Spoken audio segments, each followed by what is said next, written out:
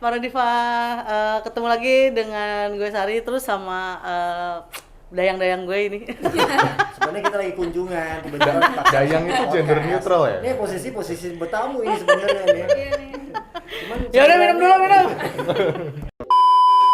Ya, balik lagi dengan Gadget Diva di acara podcast terheboh abad ini di Bahena. Tunggu ulang-ulang. Bahena.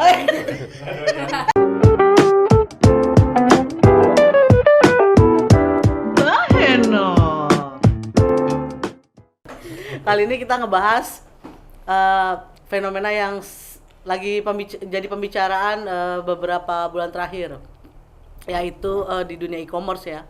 Kalian pasti kan sering tuh denger ada kurir diomelin gara-gara mereka COD terus barangnya nggak sesuai atau apalah gitu kan. Jadi yang jadi apa korbannya tuh si kurirnya gitu loh, justru bukan pembelinya. Nah, kita mau ngebahas itu gitu. Sebenarnya dengan banyaknya peristiwa kayak begitu gitu, kayaknya udah patut nggak sih si COD ini dihilangkan atau gimana gitu. Nah, makanya gue pengen nanya nih sama mereka. Tapi gue tanya sebagai mantan kurir dan sebagai kurir. Tapi gue mau nanya dulu, pernah COD nggak? Gue pernah COD ya. Lo? Pernah COD ya. Lo? Tuh, dia nggak pernah mulu. Kemarin pay letter dia nggak pernah. Sebuah bukti generation gap ya. Jadi yang COD zaman kaskus. Ini nggak sama. Tapi pakai pay letter. Enggak. Tuh kan gue kan udah kemarin pay letter kagak pakai juga. Jadi sebenarnya COD itu fenomenanya udah lama ya, sebelum zaman-zaman e-commerce gitu. Waktu zamannya ada forum-forum kayak Kaskus itu udah itu booming tuh. Cuman kalau Kaskus itu kan amannya karena mereka punya rekber kan. Rekening bersama gitu. Jadi tetap ditransfer ke rekening bersama itu, walaupun mereka tetap ketemuan COD, barangnya udah sesuai gitu, udah saling oke, baru ditransfer ke rekening bersama gitu. Cuman mungkin ada sedikit perbedaan kali. Biasanya kalau di Kaskus sama mungkin orang-orang sekarang kalau beli barang di Tokopedia, di OLX biasanya ya. COD kan bisa COD di mana? Itu lebih ke ketemuan. Terusnya itu adalah ketemuan. Tapi kalau yang di e-commerce yang kita masalahkan sekarang, cash on delivery adalah kita beli, bayarnya nanti waktu paketnya dikirim ya. Iya, dan bayarnya itu dengan ke kurirnya. Nah, ini yang jadi masalah. Jadi masalah dibandingkan terms COD yang di OLX sama Kaskus dulu tuh beda gitu. Yang sekarang ini lebih bermasalah. Bermasalahnya gimana, Pak? Ya, jadi kan kalau misalnya dulu ketika si Kaskus sama si OLX itu ngadain COD, diselesaikannya antara pembeli sama penjual, nggak ada pihak ketiga, nggak ada pihak ketiga gitu. Jadi ketika ketemuan, lah kok barang lu kayak gini, ya udah, kalau nggak jadi ya nggak ada rugi-rugi amat gitu, karena dari pembeli belum transfer duit, dari si penjual juga belum barangnya belum dikasihin gitu loh, cuman ngelihat aja gitu. Ya, nah, gue dulu juga pernah COD-an sih waktu zaman FJB Kaskus itu. Nah itu biasanya gue COD tuh gak pernah transfer ke rekber tuh, karena gue dulu masih belum percaya sama rekberan. Jadi gue lebih biasanya tuh kayak langsung ketemuan, langsung bayar sama si sellernya.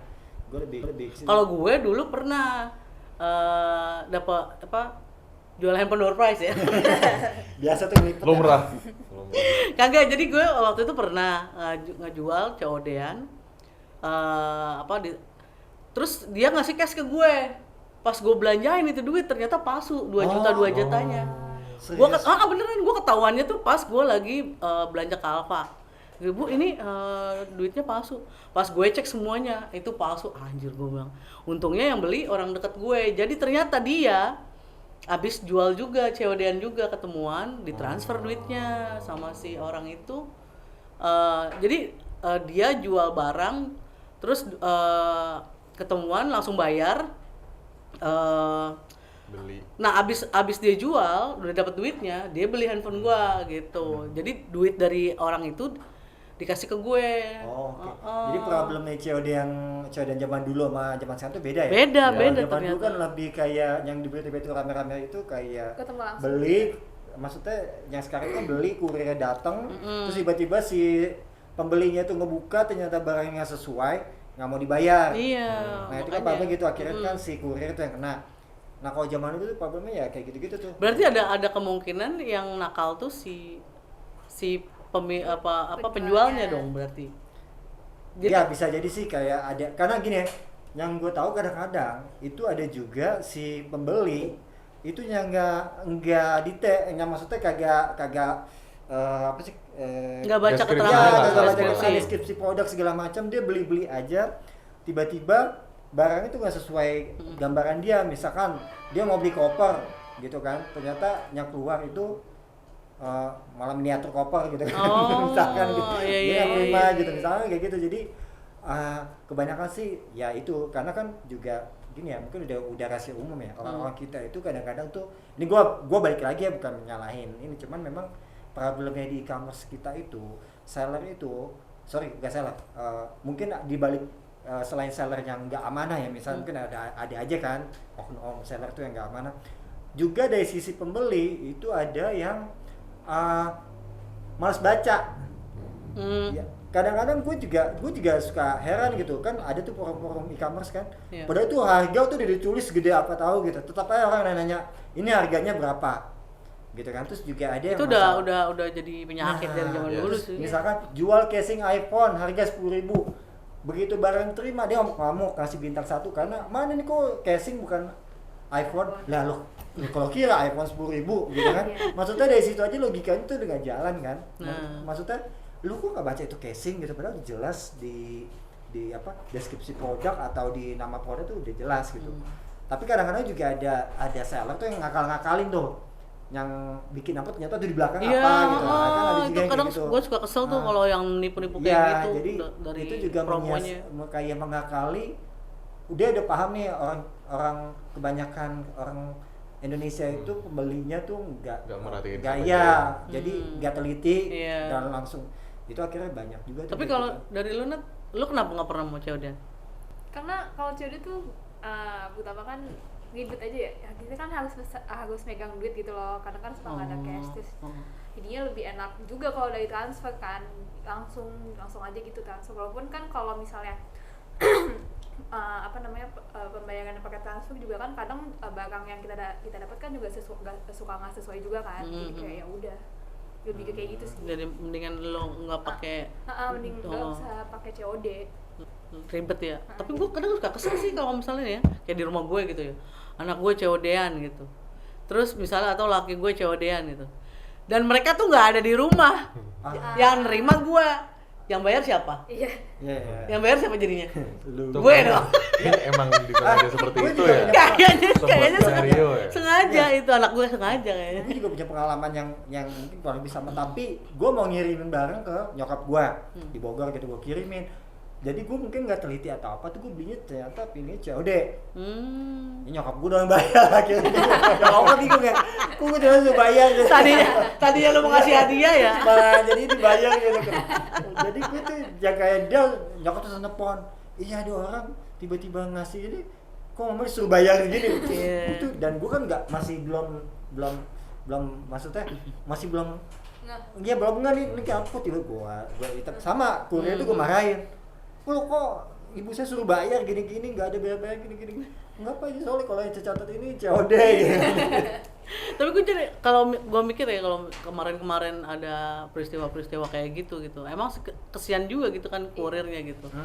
Jadi yang kalau menurut gue kenapa nggak dihapus aja gitu loh. Tapi pas gue baca-baca ternyata dari kayak ini gue baca nih si statistik e-commerce 2020, si BPS itu menyebut kalau misalnya metode pembayaran yang paling banyak dilakukan oleh pengguna e-commerce itu adalah COD, 73%. Oh, gitu. Ya mungkin karena makin banyak orang yang nggak punya, maksudnya nggak familiar sama pembayaran online kali ya.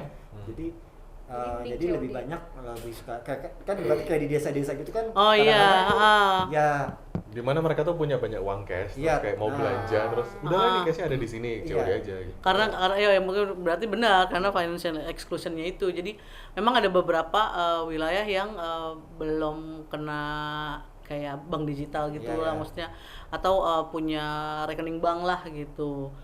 Terus kalau nggak salah nih Bank Dunia tuh mencatat 52% rumah tangga yang memiliki akses ke rekening bank. Nah, dari 52% tersebut 43-nya punya rekening bank dan 9% menggunakan layanan keuangan digital. Berarti kalau misalnya 52% punya, masih ada 48% lagi yang nggak punya rekening bank gitu. Jadi tapi berarti balik lagi masalahnya bukan ke si konsumen berarti Ke penyedianya. si e-commerce-nya Nah, itu. e-commerce penyedianya ya. Harusnya sistemnya itu yang dihituin ya.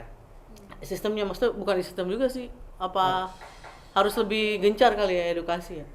Harus lebih kencang edukasi. Ya mungkin itu kali ya. Sama ini kali mungkin ada apa keterangan, tapi ini susah juga ya karena disclaimer misalkan barang yang sudah beli tidak bisa ditukar. Nah, Nggak itu kan berarti resiko itu dipegang Iya, sama iya, si sama yang si kurir. pembeli, kayak aku. Iya, jadi kurir itu mau nggak mau, ibarat seller mah cuman enak aja ngasih disclaimer itu, tapi kurir nggak kebal mahal kayak gitu kan begitu dibuka. Misalkan beli sepatu lari gitu ternyata nyampe sepatu slop gitu kan. Ngamuk orang. Itu bisa ditukar lagi. Iya, itu. Kebayang nggak, Po? Waktu yang kasus rame-rame itu waktu yang beli iPhone ternyata dikasih batu bata. Nah, misalkan kalau Oke. itu COD, kurir itu bakalan bonyok kan dikasih digepuk batu bata sama pembelinya gitu kan bisa iya, jadi iya, kan. iya. Nah, makanya itu yang sebenarnya paling rentan di sini adalah si pihak kurir. Jadi satu sisi perlindungan nggak ada. Gua nggak tahu ya apakah dari si platform itu nyediain kayak Asuransi atau apa, gua nggak tahu kan. Misalkan dia ada poin-poin, misalnya lo kena omelan seller lo dapet poin 10 gitu misalnya gitu. Lo seller gak mau bayar lo dapet poin berapa, ya mungkin ada kayak gitu insentif lah. Karena menurut gue pekerjaan mereka justru sangat beresiko tuh. Gue juga ibaratnya tuh ya kayak debt collector hitungannya ya, maksudnya kayak lo datang nagih bayaran kan. Kalau gitu kenapa enggak sistem COD-nya itu di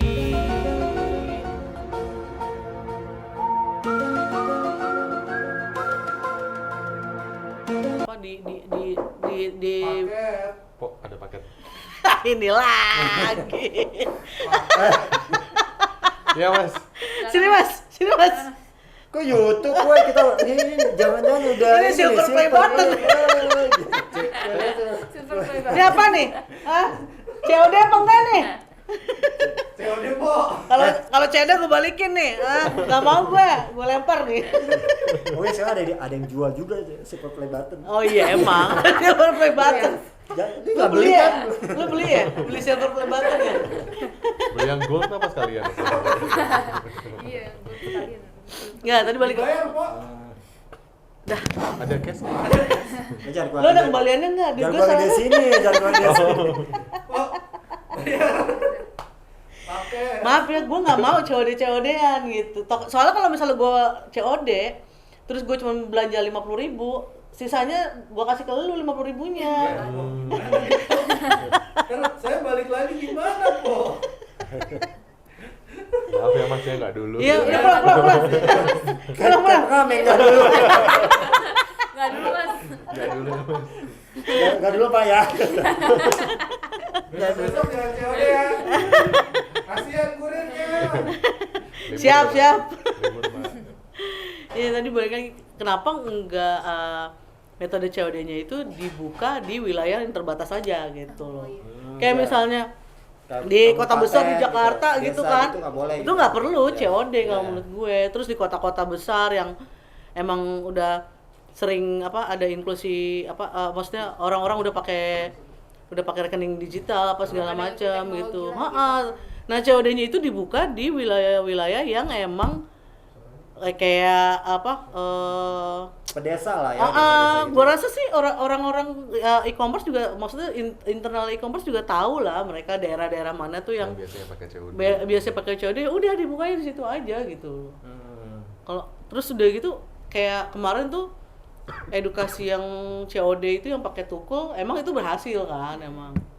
Tapi Itu berhasilnya juga karena apa? Karena dibantu pemberitaan soal kurir COD yang banyak gini di itu segala macam gitu.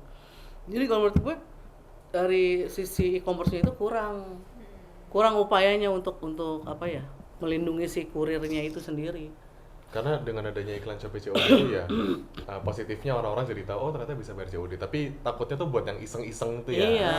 Nggak ada yang bahaya. iseng-iseng. Karena juga yang gua tahu itu ada kayak di TikTok Shop gitu kan, TikTok, live gitu. Itu banyak tuh yang pesan udah di packingin, ternyata cancel karena kan sistem bayar COD. Nah itu banyak banget yang Oh jadi dia boleh nge-cancel. nah itu kan karena kan belum ada duit masuk, bisa aja malah ada yang ditanya lagi akunnya ternyata akunnya nggak jelas. Udah tuh udah di packing gitu. Gila kalau misalnya udah di packing gitu kan lu Nah itu beli makanya tuh biaya packing aja kan. biaya packingnya aja udah berapa? Terus juga juga dia akhirnya kehilangan potensi pembeli di yang lain karena stok itu udah diamanin buat yang udah mau itu kan. Makanya itu sih. Kalau gitu berarti si e-commerce harusnya bisa kasih kompensasi, misalnya ketika dia mau COD gitu ya, dalam waktu berapa jam gitu, kalau misalnya emang udah dimasuk kata diproses gitu. Kan biasanya tuh ada tuh, ya kan ada kan biasanya kan konfirmasi terus diproses terus baru setelah itu yang bisa nolak itu adalah si sellernya kan yang bisa harusnya jadi gitu. kayak gitu ya. Itu paling gampang sih karena itu dia kadang-kadang tuh entah karena memang orang yang sellernya itu temperamen, terus juga ada yang mungkin iseng kan, yang bahaya itu yang bikin apa ya, bikin COD itu jadi sesuatu yang kayaknya malah menyusahkan. Ini nih si malakama kalau menurut gue, sama kayak operator telco berubah dari prabayar ke pasca bayar. Pasca bayar itu kan padahal kan lebih aman kan, tapi masih banyak aja orang yang pakai prabayar gitu.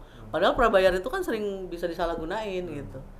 Nah itu dia makanya kenapa akhirnya sampai sekarang yang pas program dulu pemerintah itu yang meng-urge pengguna telkom atau telekomunikasi untuk daftar pasca bayar ya nggak berhasil, sama aja nicknya malah disalahgunain. Masih ada yang tetap aja penipuan mengatasnamakan ini nomor WA orang tertentu, fotonya doang dia itu. Karena kalau di situ karena pemerintahnya juga nggak, kalau menurut gue sih bukannya berarti gue kontra pemerintah. Tapi ya. Memang harus dikritik. Kagak tegas sih. Kagak tegas. Terkait yang nama-nama itu ini juga problem juga. Maksudnya kok kita setiap hari mungkin lihat postingan di medsos ya. Tolong nomor ini jangan ini bukan gue. Selalu ada setiap hari. Dan gue bingung ini nggak ada yang ditindak apa gitu kan. Sementara ini agak offside nih, tapi memang maksudnya ya itu untuk yang masalah. Jadi kita sekarang nanya nih, kita tuh ngumpulin ngasih ngedaftar untuk masuk ini kita tuh buat apa? Kalau jatuhnya masih ada yang orang melakukan modus penipuan dengan nomor itu kan harusnya kan nggak bisa dideteksi atau seenggaknya dia lo nggak bisa gitu. Karena balik lagi berarti ketegasan dari si pemerintah harus yang punya aturan sama itu yang penyedia e-commerce-nya juga gitu loh. Jangan takut lo kehilangan apa sih istilahnya, kehilangan pelanggan gitu ya, konsumen. Dan satu lagi tuh yang penting juga menurut gue sih ada insentif buat si kurir ya. Kalau yang deposit COD, karena menurut gue COD itu sesuatu yang berisiko banget buat si seenggaknya asuransi lah ya. Jadi kayak ibaratnya lo gini, lo nggak tahu barang yang dibawa si kurirnya apa kan, tiba-tiba isinya ular gitu, orang itu yang buka dipatok atau itu pasti disamain si kurir. Berarti next kita bisa ngebahas nih suka duka kurir. Iya. Buat teman-teman yang berprofesi kurir bisa. Boleh. Itu nggak sopan dia. Mungkin nomor mention kayak gitu. Mention di Gadget Diva. Iya. Tapi cewek ya, harus cewek ya. Kenapa? Iya sih. Lebih dramatis kisahnya pasti kalau cewek. Kalau cowok di cewek-cewek? Ya gitu dong. Agak sulit ya. Kok ngelirik ke sini? Berarti jatuhnya lebih aman COD yang pas zaman OLX itu ya daripada e-commerce jatuhnya. Ya kalau menurut gue sih karena dia tanpa kurir, tanpa pihak ketiga gitu. Ya cuman kadang-kadang kalau kayak gitu tuh gak enaknya di apa sih? Jauh ya? Enggak, bukan. Lokasi. Kadang-kadang gue udah ngerasa itu barang yang jelek, gue nggak tahu ini mungkin gue ya. Tapi gue ngerasa ada kesian gitu kan. Oh iya. Dia beli. Iya, Gue bener. kadang-kadang sekarang Iya, iya, berapa bener. kali tuh kayak gitu tuh kayak, aduh dia udah jauh-jauh. Ih, hati lu baik Iya. banget sih, Win. Kalau jual rumah sih sama gue. Langsung jual rumah. Kalau di OLX ada akun namanya Chandra Wirawan. Itu aja. Enggak, gue berapa kali gitu misalnya ada jualnya dia bilang kan kondisi mulus, misalkan 80% gitu. Pas gue lihat, aduh ini mah Kurang banget ya? ini gitu kan. Tapi ya karena gue menghargai dia jauh-jauh gitu, datang dengan muka kusut. Iya, nah itu karena lu face to face ketemu, Jadi nggak jadi enak, emosional lu Ya, dapet ya. gitu. Dibanding kalau dia kurir, mungkin gue juga marah lo apaan nih? tapi makanya karena kalau COD kayak gitu untuk mencegah hal kayak gitu biasanya aku nanya tinggalnya di daerah mana, saya samperin aja Ya. gitu. Terus pas Biar lu nyampe, nggak merasa bersalah. Betul. Tapi kadang-kadang gini, seller itu kadang-kadang dia justru nanya lokasi gue di mana dan dia nyamperin. Iya, dia juga Padahal gue di enak ya. tengah-tengah gitu. Mungkin dia memang lagi mencari banget ya. itu kapan ceritanya? Udah, lu jangan ngomong gitu. Hah? Jangan Gua nggak apa-apa, nanti. itu. Untuk seller yang ngerasa ketemu sama Pak Chandra Wirawan kemarin barangnya jelek ya. Ingat jangan kayak gitu lagi gitu. Ya, Tapi bener deh, maksud gue kenapa si e-commerce itu harus melibatkan kurir untuk COD-an? itu sih maksud gue bahaya loh. Iya, Karena- maksud gue kenapa nggak diselesain kayak dulu aja, rekening tetap rekeningnya si e-commerce gitu. Ya Shopee, Tokopedia apa gitu. Pokoknya pembayaran tetap ke situ, ke rekeningnya si e-commerce gitu. Tapi untuk ketemuan ya si orang itu aja berdua, pembeli dan penjualnya Iya, gitu. Jadi nggak ada yang dirugikan. Udah gitu kan biaya ongkirnya juga nggak ada kan pasti kan. Kalau misalnya itu nggak ada biaya-biaya tambahan lain kalau misalnya nggak pakai kurir. Ya, tergantung. Lebih simpel sih sebenarnya Iya. buat e-commerce. Tapi mungkin data yang didapat jadi kurang kali ya. Karena nggak ada kurir. Nggak tahu deh. Data apa? Tahu nggak ya? Data apa? Ya karena nggak ngerti pakai metode pengiriman yang nggak tercatat apanya, karena kan kalau ketemuan COD tanpa kurir kan ya udah masing-masing pihak aja, jadi mungkin di e-commerce-nya nggak Kan lu nggak transaksinya tetap di platform e-commerce terjual itu. dengan COD gitu bisa. Sampai ngemil, Iya, nggak nyantai. Jadi ketika udah diterima, barang udah diterima, sama aja gitu, barang udah diterima, ya lu klik selesai gitu, pesanan selesai. Duit ya masuk ke si merchant-nya gitu loh. Ini gue ngunyah begini kedengeran. Iya, Rok-rok. keregan banget. Nice. Muntahin.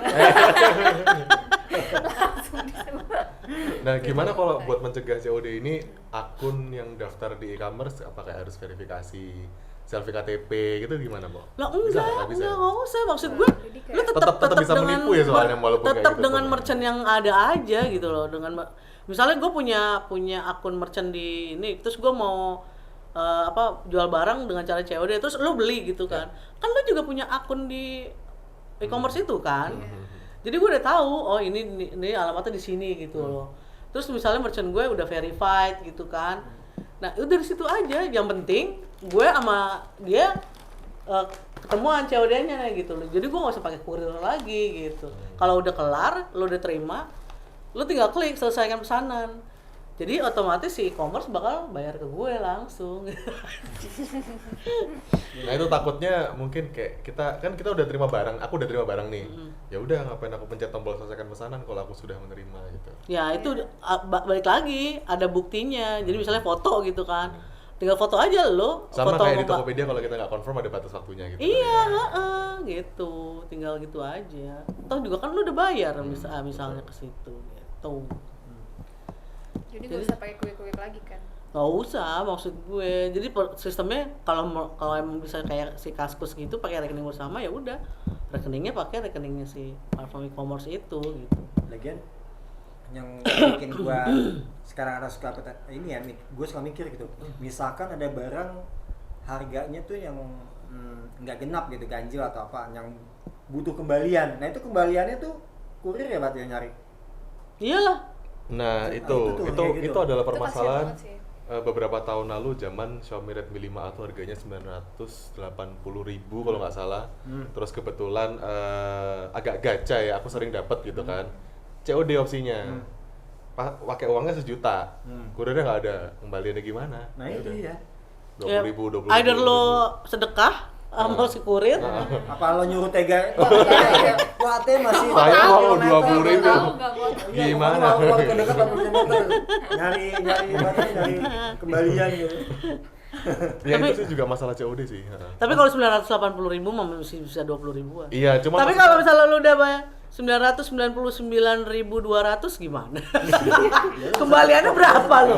Coba. 400. Masa kurirnya aku udah bawa dompet tebal gitu. Saya ambil dompet 1000-an saya dulu bang. 1000-an disobek dikitnya 1 poin. Jadi gimana? Solusi lu dari lu gimana menurut? Ya kalau gue sih lebih karena ini menurut gue ya pihak yang terdampak itu sebenarnya bukan seller menurut gua. Oh, jadi lu Terdampak lebih itu berpihak ke kurir ya? Iya, karena kurir itu yang masalahnya itu yang banyak curhat atau apa itu kan sebenarnya kurir kan. Yang sebenarnya kalau seller misalkan dia pembelian nggak sesuai barang itu masih bisa komplain dan akhirnya toko itu pembeli itu misalnya nerima barang nggak sesuai ekspektasi dia atau tuh dia masih bisa rating atau bisa ngelaporin toko itu kan. Tapi kalau si kurir ngelaporin siapa gitu kan, paling dia cuma bisa ngadu-ngadu ke medsos gerekam yang kayak kemarin itu kan. Nah, jadi kayaknya lebih perlindungan ke si kurir itu harus ekstra lah, karena kan resikonya bukan cuma seller yang galak, bisa juga alamatnya udah susah terus kembaliannya itu duit kembalian nggak ini. Kalau tiba-tiba barangnya harganya 387 yang udah angka itu tapi si pembelinya itu tetap minta kembalian, gimana nggak keringetan coba? Nggak bisa. Ya. Iya.